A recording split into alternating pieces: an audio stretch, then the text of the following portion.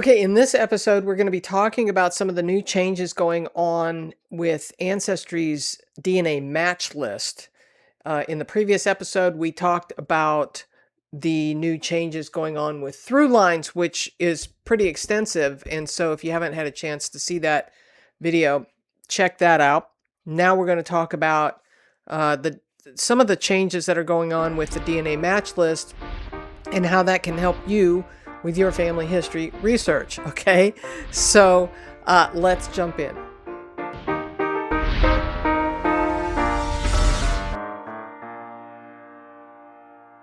If you're brand new to genealogy and this whole DNA thing, let me give you a quick rundown on what this is. So the match list is your DNA cousins. These are your genetic cousins.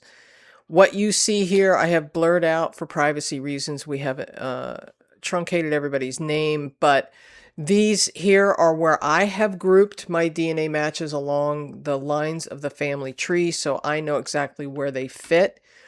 Some of the new changes that have happened since we last played with this, okay, is these across the top are not new necessarily. This one's kind of new. So at the top we have our close, we call it buckets of DNA cousin matches. So we have our close DNA matches at the top. If we scroll down, we have our extended. These are probably second to fourth cousins, as you can see. We'll talk about the relationship stuff a little bit later. But as we scroll down, then we can really get into the far extended family. As you can see, I have 2,000 plus DNA cousins here. So I'm going to pick one. Let's pick one. Down, down, down. I'm going to go into the extended family area and I'm going to pick a common ancestor here. And this might be someone new. So I'm going to click on common ancestor and it's going to start building out my estimated relationship to this person. So I'm going to scroll in so that you can see that. But you can see the common ancestor. This is a new layout. This is different than what we had before, but it's very similar. So we can also click on this one to see there. That means there's one other generation between Hilda and this DNA cousin. So if we open that up, we can see that there is another person here. Okay, we can close that back down. Let's go find another one for an example. So one of the things that we can do is we can also separate this whole list, right? I had 2,000 some people, right? 2,260 people in this DNA match list. So let's separate this out by parent. I'm going to view my maternal side. My mom was adopted, so I still am constantly working on this side of the family. I'm going to find someone who has a common ancestor. So one of the little bugs that I have with Ancestry is that this says one, and it should maybe say one of ... if they don't really know how many pages it's going to be, but this is misleading. There is more than one page here. So I'm going to click the right button, and now I'm on page 2. So I'm going to pick a DNA cousin that has both a common ancestor and a reasonably decent sized tree. So here, if you're new to this, this little icon shows that this is a public tree and they have 19,000 people. Holy smokes. I would question how accurate that is because I've been doing this for 40 years and I don't have but about 4,000 people in my tree. But hey, if you've got 19,000 confirmed people, far out. Let's use this third cousin. We've got 100 centimorgans and a common ancestor as an example. So this little icon means there's common ancestor, and this is where some of the new stuff is. So let's click over there, and it's building out my ThruLines. This is basically a new view of ThruLines. So here we have a new ThruLine view. If you missed the episode on ThruLines, you might want to see that. But the dashed lines mean these people are not in my tree. This person is in my tree. So if we look at my side, here I am. We can open this up and we can see all the people in my line, right? Me, mom, grandfather, his father, that mother, right? On up to what they are suggesting is the common ancestor. Now, I haven't gotten this person in my tree yet because I haven't finished verifying these two, right? So there's that. But if we want to see what they have here, we can open this up and we can see that this DNA cousin has a father that is not in my tree, is deceased, and so on up the line. Now, most likely this person knows who his father is and has put it in his tree, so you can probably bet that that's pretty accurate. But what we need to do is verify those with records. Well, how do we do that? There's this evaluate, it says. It's not really a button like it used to be. We actually have to click on the person. So what I might want to do, we're always working backwards, so we might want to work from the DNA cousin and go up that way. But when we click on evaluate, it's going to give us some information about this person, and it's going to give us some records. Well, it looks like this person, this DNA cousin, has put a lot of records in about his father. So that's good, and we can go and study those records and make sure that they are accurate. And then we can evaluate and add to the tree by following that. This is very similar to the through lines that we just saw. Okay, I think I figured it out as to what the differences are and what they're doing. So here we are on the match list. This is my account, okay? Let's just start with what we knew before and what they are doing now. So what we knew before was in the match list, we have these different buckets, right? We've got close family, then it scrolls down to extended family. I'm going to use this cousin that I've used before. And if we click into this cousin, first of all, we have common ancestors. This is a very close match. First cousin once removed. And part of what's new is the way they're going about estimating the relationships. So remember that the relationships, just using centimorgan count alone, gives us a range of maybe 3 or 4 different possible relationships depending on the distance you are from that DNA cousin. So, for example, if you go into the second bucket, like the second cousin bucket, there's a possibility that there is more than one relationship. And they explain this in a blog. So Ancestry put out a blog. I'll put a link in the description about this blog. But they go into detail about how they are now estimating their relationships to give better predictions. So if we look at this example, this graph, one of the things that they talk about in this blog is to look at the M4 or third degree possible relationships. These are people that have shared centimorgans. It says, for example, a parent-child relationship most always share between 31 and 3,500 centimorgans. A full sibling almost always shares between 2,200 and 3,000 centimorgans. So in that case, we're talking about this parent-child, this M1 or M2, which was the full siblings. And then they get into, see how this, in this graph, things are starting to overlap. Well, when we get down to the M4 possibilities, and scroll down just a little bit, we can see that first cousin bucket could be one of many relationships. It could be a first cousin, a great grandparent, a great grandchild, a great aunt or uncle, a grand niece or nephew, and a grand aunt or uncle, or a half niece or nephew. So as we see here in the graph, there is overlap in the centimorgans with other relationships. But what they're doing is they're taking the shared relationships between you and your DNA cousin and the cousins with each other. So for example, if we go back over to the match list for a second, and I drill into this cousin down here, who is my first cousin once removed. I've actually confirmed that, but for the sake of argument, let's go here.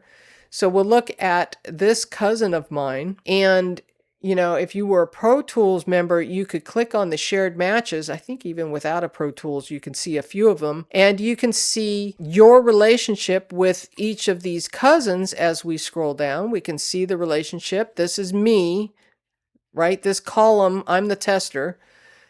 my relationship to all of these DNA cousins. Now keep in mind that everyone in this list, I and my cousin, share DNA with everyone in this list. This is how we were originally grouping people.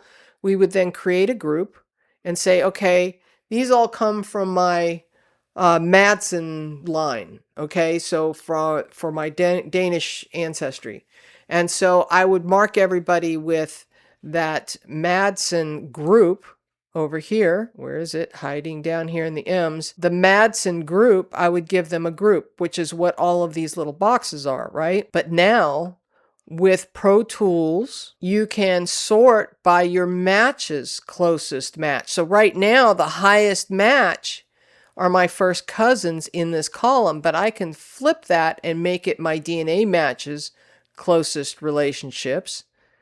And now you can see her closest relationship is a nephew, then a niece, then a grandson, and a niece, and so on. This column here is sorted, whereas this nephew in her column is my second cousin once removed. So what they're doing now with this relationship predictor is they're using that technology to show you how to help better predict the relationship. Still not perfect, but it's supposedly helping give you a better estimate on what the relationship is. Let me explain. I'm over here on Lucid chart. Here I am, right? And this is the common ancestor, okay? So we're going to create some sort of tree here real quick. Okay, I've created this little mini family tree here just to kind of show you. We've got the common ancestors up here, okay? And we've got the DNA cousins are marked in yellow. So here, these two cousins, the relationship to each other from the common ancestor. Remember, if you've been watching me for a while, you know about this thing I created called the G rule. And the G rule is this: if you have people that have exactly the same number of generations apart, you have this person, this is their parent, their grandparent, their great-grandparent. So we're counting the G's, not only great, but grand. Okay, so here we have a grandparent, that's one G, great-grandparents, common ancestors, two G's. Same goes here. So these two are second cousins based on the fact that they share great-grandparents in common. Two G's, great-grandparents in common, makes them second cousins. Now I'm down here. Parent, grandparent, great-grandparent, great-great-grandparent. Well, would that make me a third cousin? No. It's actually a second cousin once removed because I'm a generation different. So, having said that, this line here, this is why we line up all the generational lines so that we can figure this out. So, I am to MA and to A. I am a second cousin once removed because there's a generational difference. Now, if this person had a child, then this would be my straight up third cousin. Long story short, what Ancestry is doing is they're taking not only the relationship between you and your DNA cousin. What is that relationship between you? You could type in the amount of centimorgans there, right? And also you and, let's go to this cousin. I'm going to squiggle this line over here. You could put the centimorgans in there as well. It's not only figuring out the relationship between you and this cousin. We can ignore this for a moment. Let's get rid of this just to make this simple. We've got a relationship there. We've got a relationship there, but we also have a relationship here between MA and A, whatever those centimorgans are. So what Ancestry is now doing, I'm going to move this label down here just to make it easy. Whatever the relationship is between all of the DNA cousins, we could have even more, you guys, coming off of this. And another one here. It's figuring out all of the relationships. So now it gets more complicated. What is the relationship here, right? what is the relationship to me? And what is the relationship to, let's pull off another one here, to this person? So it's using this whole cluster of DNA matches, not only how we are relating to the different DNA matches, but how they're relating to each other. And so with that information and the family trees that are associated with these DNA cousins, it's able to more accurately predict what the estimated relationship is. You're still going to need to go to DNA Painter and see what the overlap is. So for example, if you go to DNApainter.com and you click on the shared centimorgan match tool, and let's pretend that you're looking at somebody that's in the, I don't know, 1,000 range centimorgans, it's going to give you all of the different possibilities of ancestors. Plus you can see them in the graph down here. Okay. But let's take this down a little bit. Let's go, you've got 725 centimorgans. And now it's giving you some different possibilities. Great-grandparent, great-aunt or uncle, and so on. But there's other possibilities as well. And you can see those different relationships, especially when we start getting into half relationships, it can get a little trickier. All right, so here it could be a first cousin or a first cousin once removed because of the overlap. Well, if we look at a first cousin, straight up first cousin, 725 centimorgans is definitely in the realm of possibilities, but you can see with this histogram what the likelihood is. It's these likelihood relationships in combination with all of the other DNA cousins and how they relate to each other. That is what Ancestry is putting out as a better estimate of the relationship predictor. So what I would like you to do is to go into your comment sections on this video and tell me, pick a couple relationships and go, how accurate is it? And be fair, you know. Are you seeing accuracy in the new relationship predictors? And those relationship predictors are right here, right? If we go over to our cousin match list and we scroll down. Now, when you start getting into distant cousins, I don't think it's fair for us to be talking about the relationship predictor with, you know, fourth cousins, because there's so many wild possibilities. They specifically said in their blog, and I encourage you to read the blog, but they are basically saying that it is with close matches is their relationship predictor.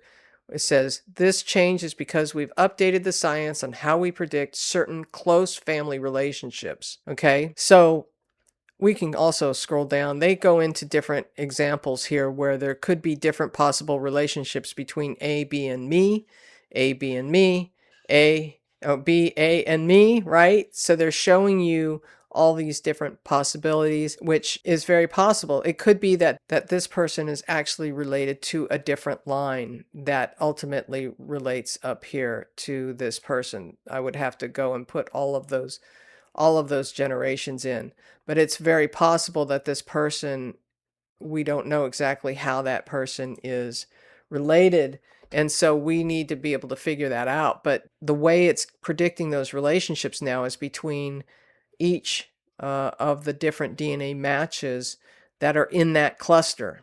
Let's talk about clusters for a minute. You can see by cluster is in the standard cluster. So let me refresh this real quick. It does time out. It doesn't store it forever. You have to refresh them from time to time. So here we have clusters. Here is the same DNA cousin that I showed you before, right at the top. She's my first cousin once removed. These DNA cousins across the top match the same DNA cousins we have down the side. And so that's how they are relating to each other. They're using this technology to help us figure out the relationship in the through lines. How are we related? This happens to be a very close relationship. But when we start looking at those DNA matches, it might be that we get some distant, a little bit more distant cousin matches. I know this can be confusing. I'm showing you 6 different ways of looking at the same thing. So this is how I'm related to this person, and how my DNA match, in this case, it was CM. This is CM's column on the right-hand side, and how she relates to this particular cousin. So in this case, I'm one generation closer than she is to this cousin, CL. So let's just recap for a minute, because I know I threw a lot into this as far as explanations go. But this is my unfiltered match list. You can filter them by parent. You can start grouping them. You can sort them. What we did was we drilled into one particular cousin and we looked at her and mine. The match list basically is filtered by only those DNA cousins that we have in common. We both have a DNA match. We both have a DNA connection to all of the people in this list. Okay. And so we also looked at those clusters. So this is my Danish ancestors. All of these are DNA cousin matches that come from one branch of the family tree, and that's how they relate to each other. This is not new. This is what Ancestry has had under their Pro Tools before. They've added ThruLines and they've updated it along with their estimated relationship. You can still get there from the classic view. They give us a blog with information on how we can understand this better, but basically this overlapping graph that they shared with us is basically very similar to this graph that we are looking at here, except for this is one particular relationship, in this case a first cousin. But you can go back. Let's reset this.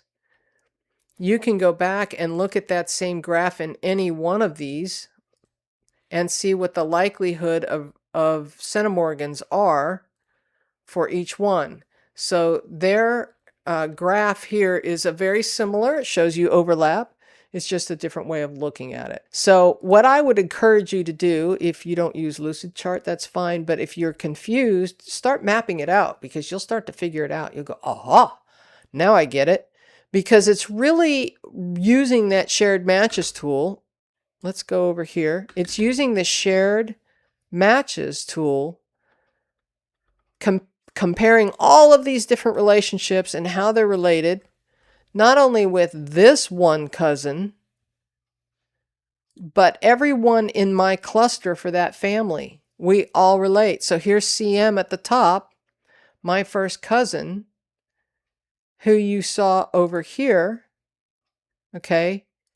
All of these DNA cousins have a relationship with each other, as you can see by the orange boxes. And so it's using all of that technology together. They're using AI to help them figure this out and better predicting the relationship between people and DNA cousins. And so while it may not be still perfectly accurate, the more data we have, the better. Last time I checked, they were in the 23 or 25 million DNA test kits out there.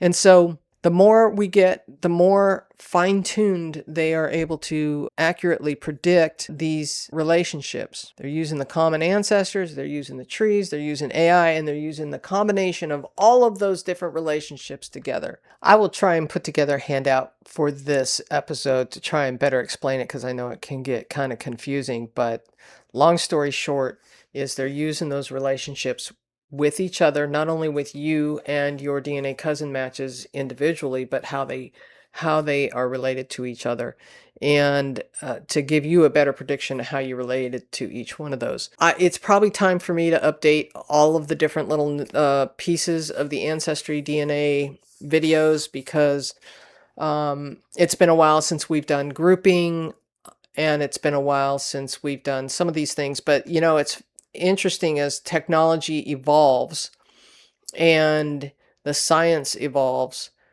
Some of those tools may not be needed anymore. But if you want me to put together some videos on some of these different DNA tools on Ancestry, let me know in the comment sections, and I will see what I can do about getting those done. Some of the longer ones would definitely be for the Academy, but Long story short, hopefully you learned something. Hopefully I was able to explain how that works a little bit better.